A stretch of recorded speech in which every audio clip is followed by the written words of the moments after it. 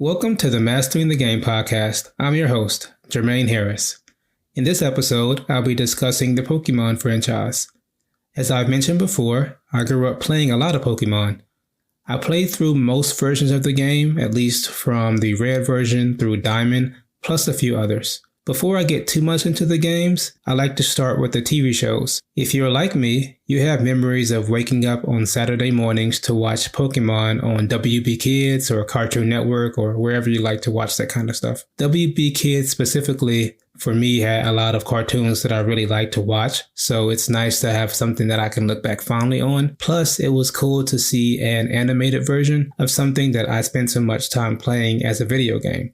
So I think that that's one of the reasons that the Pokemon cartoon really resonated with me, was just that I already had a thing that I spent so much time doing, and I had another way to see it, on my TV. Each season had that specific game associated with it, or a generation at least, and seeing how the generations were all kind of similar, but they all had their new Pokemon to see, and they kind of built upon each other where there were some new abilities that would come, at least in the video games. So I like that they really tried to build upon the previous generation. I think that with Scarlet and Violet, they went a little bit too far into the open world and didn't really keep the core of what makes Pokemon fun. I admittedly have Pokemon Violet and started playing it for maybe half an hour or so, but I need to pick it back up again because I want to finish the game, but I haven't gotten around to it yet. I like Pokemon, like I said, but I just felt like the game was not just as fun as it used to be. If they had like generation 1 through 3 in this universe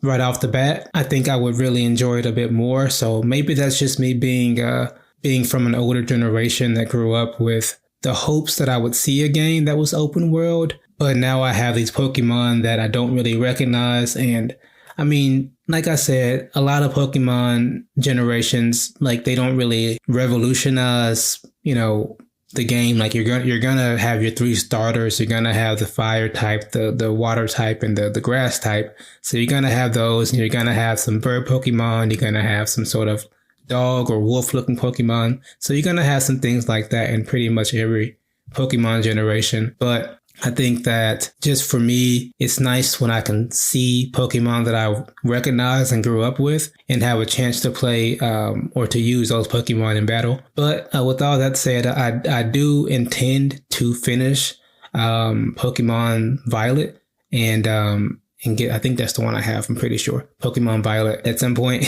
But right now I'm focusing on some other games that I want to get through. I think if I absolutely had to pick a generation as a favorite, I would pick the first generation and then probably the third one and then the second one, just because I like the character designs for the first one. And honestly, that's, was my first introduction and everybody's first introduction, if you were in my generation, to Pokemon. So I feel like that nostalgia factor also plays a role. I'd like to get your thoughts about what your favorite Pokemon generation is. Do you prefer the newer games or do you like the originals? In the comments section, feel free to let me know what your favorite Pokemon generation is. Thanks for listening.